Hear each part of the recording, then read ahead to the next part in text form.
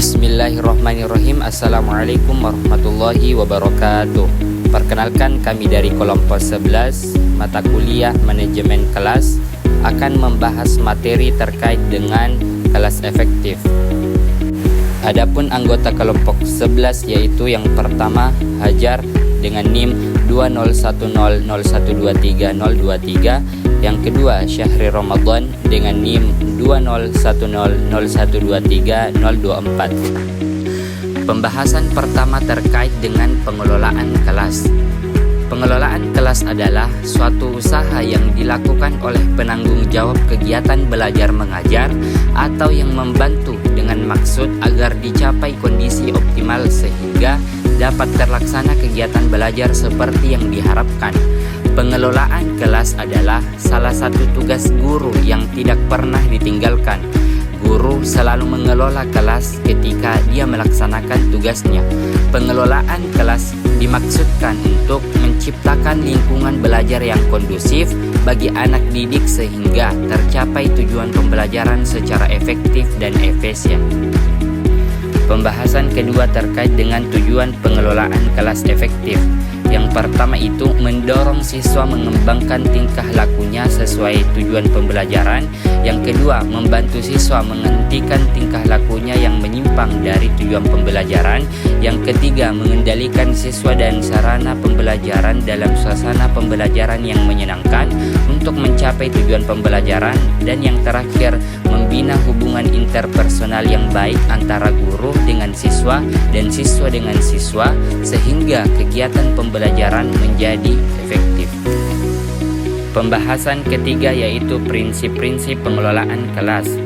Terdapat 6 prinsip dalam mengelola kelas, antara lain yaitu yang pertama hangat dan antusias, yang kedua tantangan, yang ketiga bervariasi, yang keempat keluasan, yang kelima penekanan pada hal-hal yang positif, dan yang terakhir penanaman disiplin diri.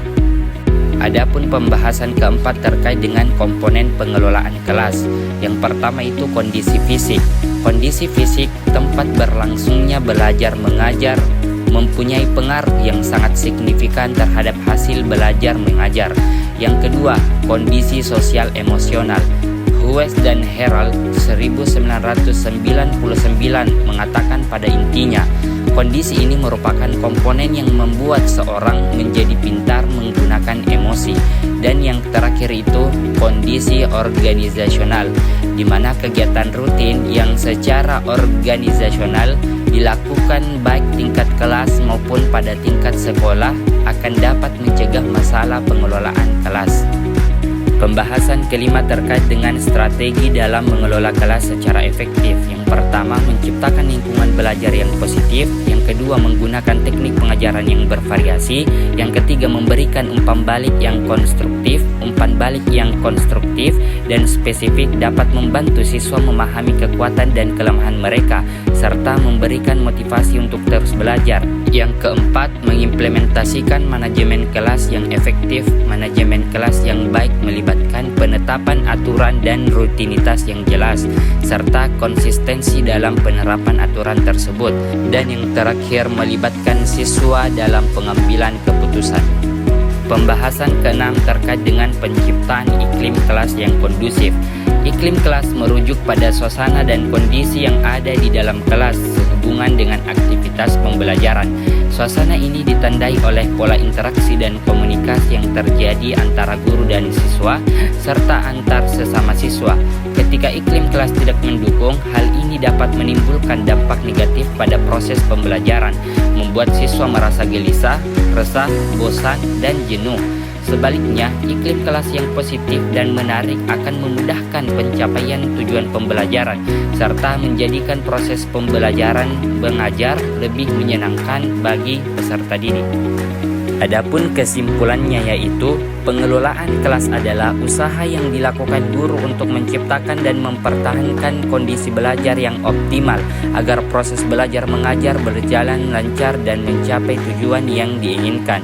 Pengelolaan ini merupakan bagian penting dari tugas guru dalam menciptakan lingkungan belajar yang kondusif.